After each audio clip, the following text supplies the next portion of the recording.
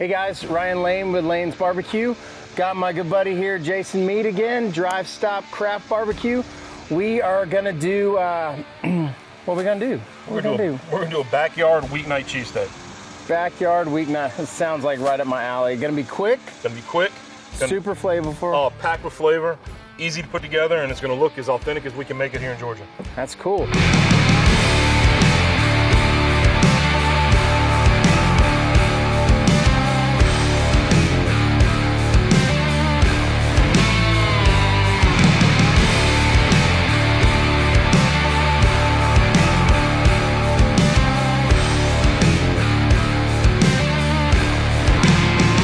Jason, so real quick, kind of break it down how we're going to knock this out.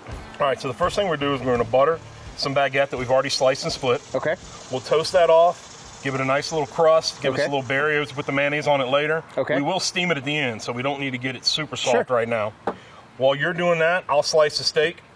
These ribeyes have been in the freezer for about an hour right now. Okay. Trying to make them hard. Okay, real quick, I was gonna say, just tell them like, why are we freezing it up? So we're freezing it so that we can slice it thin. Okay. We want this to cook quick. We want this to be a super fast deal, so we want to get them as thin as we can by hand. That's a great tip, perfect. So I'll make a little pile of cheesesteak. You butter the baguette, we'll toast it off. We all go slice a little pepper. We're gonna slice a little onion. Once again, thin, we want it to cook fast. Okay. Everything will get seasoned on the grill top, and we'll be good to go. All right, let's get rolling. Pretty much when you're doing a cheesesteak, I mean, really the idea is to have some style of baguette, right? Yeah, I believe the bread makes all the difference with these. Yeah. You know, you want that little bit of crunch, you want that little bit of soft pilliness, you want something that's going to stand up to the steak and the juices, because we are going to put them on the grill and build them there. And I think that baguette perfectly does all that. And here's the beauty, like you guys at home, like say you like mushrooms, you could add mushrooms. You can add really anything to this. What kind of cheese are we gonna do? All right, I'm a big fan of provolone. Okay. Obviously, we could get traditional and go Cheese Whiz or build a Cheese Whiz sauce. You could use white American, whatever you want to use. We got provolone today, which is my preference on most sandwiches. All right, cool.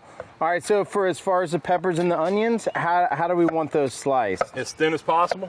All right. We want them to cook quick. The peppers are going to take a little longer than the onions, which will take a little longer than the steak. We're not looking to fully caramelize. I just like to get them a little soft and just a little bit brown. Okay. So we'll throw some butter down first. Okay. All right, so I've almost got the peppers and onions done. So do we want to go ahead and do the bread first? Yeah, we're going to toast the bread first. Okay. Then we'll get everything else going on top, and then we'll build on the griddle. All right, cool. All right, so what we're going to do now is just give a quick toast to the bread. We've got our butter on there. Baguettes are sliced. They're still actually hinged together. We're just gonna get a little, oh yeah. Yeah, see, it's perfectly hot now.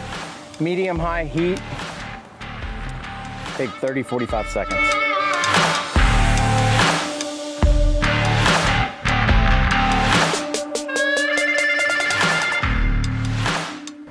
All right, Jason, the bread has been toasted. What I'm gonna do is go ahead and get a little bit of that mayo on there, just so they're ready. What's next? So it's gonna move fast. So we've got everything prepped. Peppers are cut, onions are cut, steak is cut, cheese is ready, scorpion rub is out here. Okay. You're gonna do the bread. This is gonna happen in no time right now. Okay, cool. So we wanna get butter on there too, right? Yeah, just first thing we're doing, throw down a couple pats of butter. All right. And right on top of the butter, we're going to start with some peppers.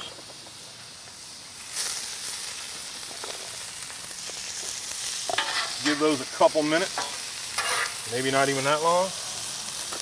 How do you want the texture of your peppers and onions? Do you want them like cooked through, or is it you still want a little crunch to them? I guess it's all personal preference. I like the peppers to be a little soft and the onions to be a little more firm. Okay. But I do believe it's personal preference. Once again, we're backyard cooking. There is no recipe. Yep. We'll give some guidelines and then let the people go. That's perfect. Throw the onions on there. Break them up a little bit. Just looking to get a little bit of color. We got some butter down. Peppers are starting to blister, which is good. Just keep mixing them up. Off to the side, we will come back. Might as well throw the rest of this butter since we already sliced it. Yeah, we prefer not to waste around here. And then, all right, so we got our steak. So this is just what, maybe a 2-inch thick, 1.5-inch cut ribeye? Yeah, they were 2-inch-and-a-half cut ribeyes. They were probably close to a pound a piece. Okay. I mean, we've got plenty here for the 3 sandwiches we're gonna make. We've got plenty for steak and eggs tomorrow morning. We've got plenty for those tacos if you want to throw it in the refrigerator. Oh yeah. All of this is going to be perfect. Once again, your rub of choice. Brisket will be great on this, but my personal favorite is the scorpion. And I am going to season it heavily, but I am going to mix it. We might as well throw a little on the peppers and onions while they're here. Layering of flavors, I love it.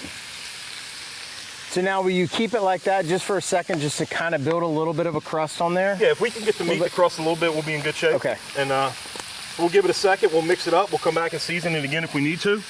And we will go from there. Now I got clean hands, we can roll. That's what, so guys, here's the thing, and this is really the best part, like the smells that are coming off of this grill is insane.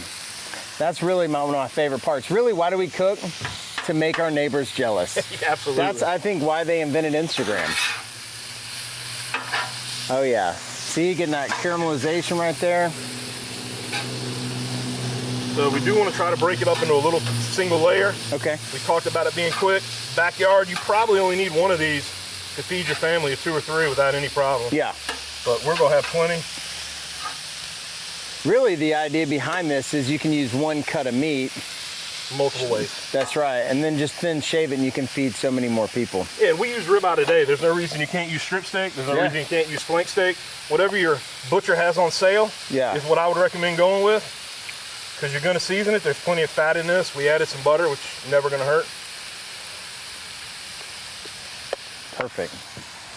And do you want to take the steaks to, like, are you trying to do medium rare to medium, or are you just trying to brown it off and build crust? Like, I'm gonna brown off build crust. I don't mind some pink. I mean, ideally, we're gonna take them to 135 if we were to stick a meat thobe in this thin piece. But with this, we just want to look and see it cook through. It's kind of like when you ground beef on the stovetop. You're just looking for it to be brown, and you're gonna be in good shape. okay. So I'm getting good with where it's cooked, but that's once again personal preference. Yep. There's still a little bit of pink showing. All right, so I'm gonna do my best to break these into 3 sandwiches? into 3 little sandwiches, and then we're gonna have a little pile. Yep, I got the cheese already ready. Trying to judge by the side of bread. Go back to 1. Really, the idea behind this is the prep. If you can get that prep done, it makes it so nice.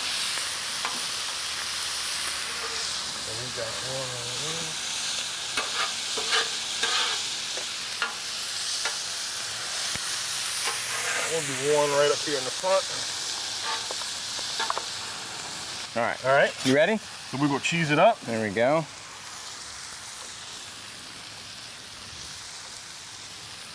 Perfect. We're gonna let that cheese melt a little bit, and then when we put just the bread, hair, and then we'll let the bread over. We'll get some steam rising up through. Okay. The bread was toasted and buttered already, but we want it to look nice. We also got a layer of mayo on there already too. We do. Yeah. We do. Cool. All right. So let's try to see how I judge the size. So they are hinged, although I will tell you they're never going to stay hinged when you start moving them around.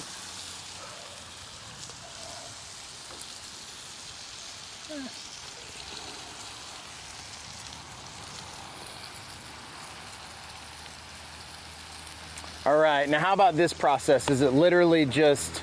Literally, as long as you want it to go. The bread's cooked, the steak's cooked, the bread's cooked. The bread is toasted. Kind of get them all together. Just trying to get it all to become one happy family as we go.